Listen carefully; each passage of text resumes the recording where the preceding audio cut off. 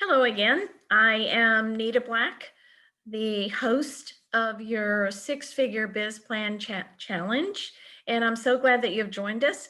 We're going to talk about the executive summary section today.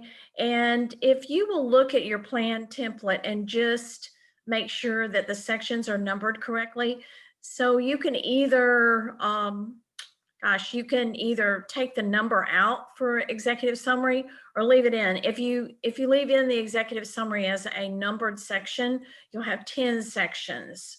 Hopefully this is not too confusing, and I apologize if your template is misnumbered. But the executive summary is a summary of all the other sections in your plan. Sometimes people do the executive summary and they think they've done their plan.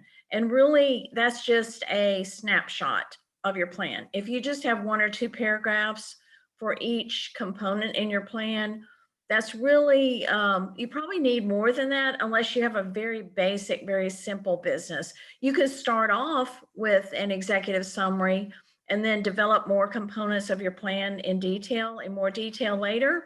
I prefer to develop each individual section and then recap each section in the executive summary last. Again, if you have any questions, just email me. I'll be glad to help you keep moving forward. The first section discussed in the executive summary would be the company description. So the name of the company, the date it was formed, who the owners are, a little bit of background history on the industry.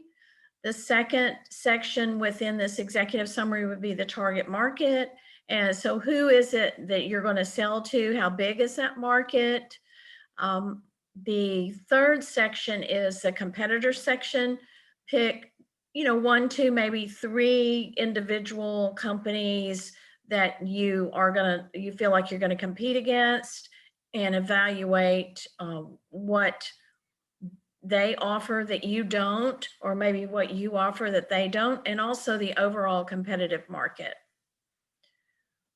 The next subsection in the executive summary is marketing, distribution, and sales. In Penguin's plan, if you'll look at page 4, it says the company's goal is to reach an annual sales of $1 million by the end of the 4th year of operation. During this challenge, we're hoping that you reach your 6-figure goal within the first 3 years of the challenge. And hopefully, maybe even the first year. This particular subsection in the executive summary talks about the percentage of sales. So 73% of Penguin's business would come from large trade shows, 12% from print brokers, and 15% from others. What the Penguins thought when I was meeting with them was that it was going to be really easy to get sales. The son-in-law was with a large printing company, and he had just left there when he started Penguin printing. And he thought that he could get one large account, which would be the majority of his first year sales. So this was a large account that was with his former employer, and he felt like he could bring them over. And we kept discussing that because it's unlikely in most situations for a startup to bring over a large account like that without having some sort of track record. So just be careful when you make your assumptions that people are just going to automatically buy from you because they know, love, and trust you. They may not know, love, and trust you, which is part of the process in getting clients, but it's also a process. So they might do a little business with you the first year and more business the next year. It's unlikely that they're going to move all of their business over to you the first year. The next subsection in the executive summary is the operations. In Penguin's case, they had a warehouse office space within the city limits of Memphis. The location was convenient to the expressway. We talked about the lease. We talked about the organization. In the management subsection, we briefly discussed who the principals were of the company.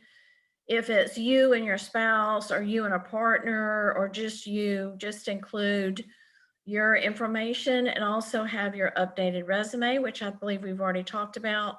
The future development subsection is the exit strategy of the business.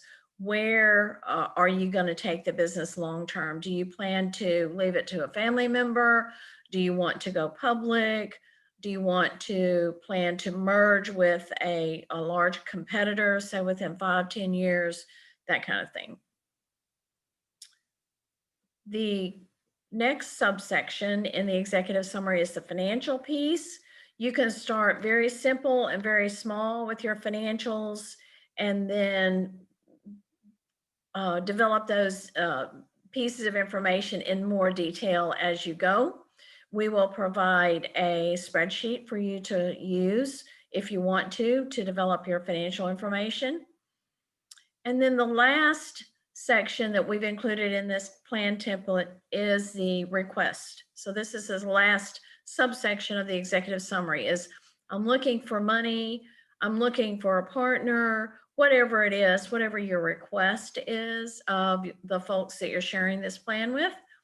And maybe you don't have a request at this point, so you don't have to include the request section in the executive summary and in your plan if it doesn't make sense. We will wrap this up today, so it's a little bit shorter video, which you deserve it. If you want to meet individually by Zoom, give me a buzz by email, and I look forward to working with you and just seeing what you have developed. We will send a Zoom link out for Saturday's Zoom meeting, so be looking for that, and we'll see you soon. Take care.